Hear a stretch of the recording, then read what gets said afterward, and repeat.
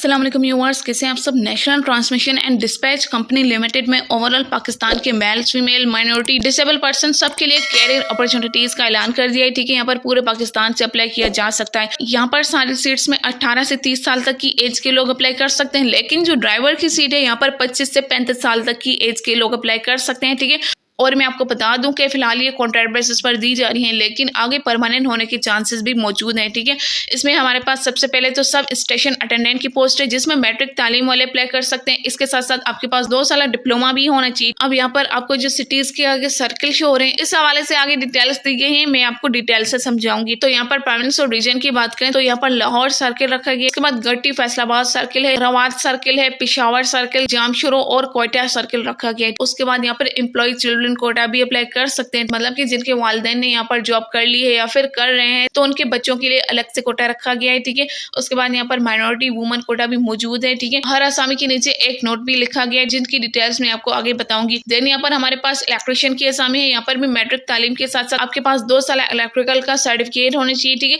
और यहाँ पर आपको 1 साल या फिर 2 साल एक्सपीरियंस भी होना चाहिए। 3rd नंबर पर क्रेन ऑपरेटर की आसामी है, यहाँ पर आपके पास सर्टिफिकेट के साथ मैट्रिक तालीम होनी चाहिए। उसके बाद हमारे पास फोर्क लिफ्टर ऑपरेटर की एग्जाम है, यहाँ पर मिडिल तालीम होना चाहिए विद HTV लाइसेंस। आपके पास लाइसेंस भी होना चाहिए और आपके पास मिडिल तालीम भी होनी चाहिए। ठीक है, और यहाँ पर आपके पास 5 साल एक्सपीरियंस भी होना चाहिए। ठीक है, उसके बाद हमारे पास सर्वायर की एग्जाम है, यहाँ पर मैट्रिक तालीम के साथ साथ आपके पास सर्वाइंग में 1 साल का सर्टिफिकेट भी होना चाहिए। ठीक है, उसके बाद हम बाकी असामी की बात करें तो हमारे पास ड्राइवर की असामी है। ठीक है, ड्राइवर के असामी के लिए भी मिडिल तालीम होना चाहिए और आपके पास वैलिड ड्राइविंग लाइसेंस होना चाहिए। इसमें भी 5 साल आपके पास ड्राइविंग लाइसेंस होना चाहिए। उसके बाद हमारे पास असिस्टेंट सब स्टेशन अटेंडेंट की पोस्ट है, इसमें अप्लाई करने के लिए आपके पास 2nd डिवीजन में मैट्रिक तालीम होना चाहिए। ठीक है, उसके बाद हमारे पास असिस्टेंट लाइन मैन की असामी है, इसमें भी मैट्रिकुलेट वाले अप्लाई कर सकते हैं। देन यहाँ पर क्रेन हेल्पर की असामी है, इसमें आपके पास मैट्रिक तालीम के साथ साथ ट्रेड का एक्सपीरियंस भी होना चाहिए। देन यहाँ पर टेलीफोन ऑपरेटर की असामी, इसमें भी मैट्रिक या फिर इससे बराबर की कोई तालीम होनी चाहिए। इसी के साथ साथ आपके पास 1 साल एक्सपीरियंस भी होना चाहिए और यहाँ पर वुमन कोटा भी मौजूद है। इसके बाद हमारे पास सबसे लास्ट में हेल्पर की असामी है, हेल्पर की असामी के लिए आपके पास कम से कम 2nd डिवीजन में मैट्रिक तालीम होनी चाहिए। ठीक है,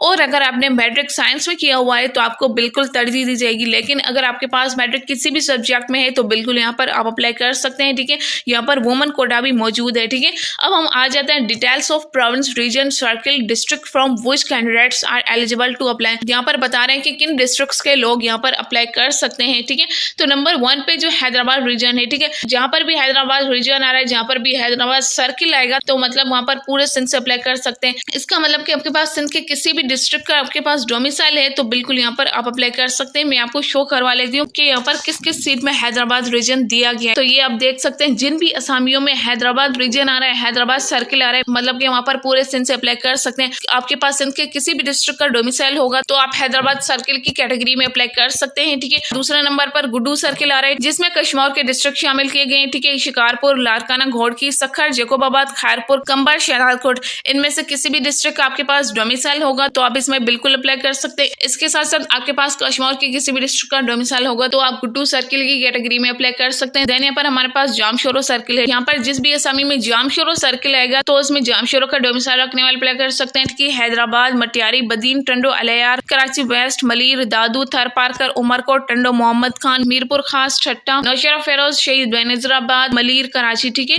यहाँ पर जितने भी डिस्ट्रिक्ट मेंशन किए गए सिर्फ उन्हीं के लोग अप्लाई कर सकते हैं। उसके बाद हमारे पास इस्लामाबाद रीजन का बताएगी, जिसमें हॉल KPK बता रहे हैं। हैदराबाद रीजन जहाँ पर भी आ रहा है मतलब कि वहाँ पर पूरे KPK से अप्लाई कर सकते हैं। ठीक है, उसके बाद यहाँ पर बाकी ऑप्शंस भी दिए गए कि कौन कौन अप्लाई कर सकता है। EX फाटा वाले भी अप्लाई कर सकते हैं, फ्रंट रीजन वाले भी अप्लाई कर सकते हैं, रावलपिंडी वाले अप्लाई कर सकते हैं, इस्लामाबाद, मंडी, बहाउद्दीन, झेलम, एटक, चकवाल वगैरह इसके अलावा भी डिस्ट्रिक्ट दिए गए जिसमें AJK एंड गिलगित बल्तिस्तान भी रखा गया। उसके बाद पिशावर सर्किल में भी पूरा KPK अप्लाई कर सकते हैं और इसके अलावा बाकी रीजन के लोग भी अप्लाई कर सकते हैं। 1 by 1 यहाँ पर सारे सर्किल बताए गए और इन सारे सर्किल में आपको डिस्ट्रिक्ट्स भी बताए गए हैं। ठीक है, अब अप्लाई की बात करें तो सबसे पहले आप लोगों ने NTS की वेबसाइट से इनका एप्लीकेशन फॉर्म डाउनलोड करना होगा। ठीक है, उसको प्रिंट करवा कर उसको फिल करना होगा आप लोगों ने। आपने इनकी फीस भी जमा करवा लेनी है जो कि 575 होगी। ये काम करने के बाद आपने recent passport size picture, attested CNS copy वगैरह के साथ इनके एड्रेस पर भेज देना है with your original bank deposit slip. ठीक है, ये इनका एड्रेस लिखा हुआ है। मजीद अगर आपको एज रिलैक्सेशन चाहिए तो इसके हवाले से इन्होंने कैटेगरीज दी गई है। अगर आप इनमें से किसी किसी भी कैटेगरी में आ जाते हैं तो आपको मजीद एज रिलैक्सेशन दिया जाएगा और आप लोगों ने अपने इंटरव्यू के टाइम अपने ओरिजिनल डॉक्यूमेंट साथ लेकर जाने हैं, ठीक है। और मैं आपको बताते चलूं कि इसमें अप्लाई करने की आखिरी तारीख 15 अप्रैल 2024 से उससे पहले आप लोगों ने अप्लाई कर लेना है। यहाँ पर जो डेट लिखी है इन्होंने बाय मिस्टेक लिखी है, ठीक है। मैं आपको इनकी ऑफिशियल वेबसाइट से ये एडवर्टाइजमेंट भी दिखाती हूँ और इनकी लास्ट डेट भी शो करवा लेती हूँ, ठीक है।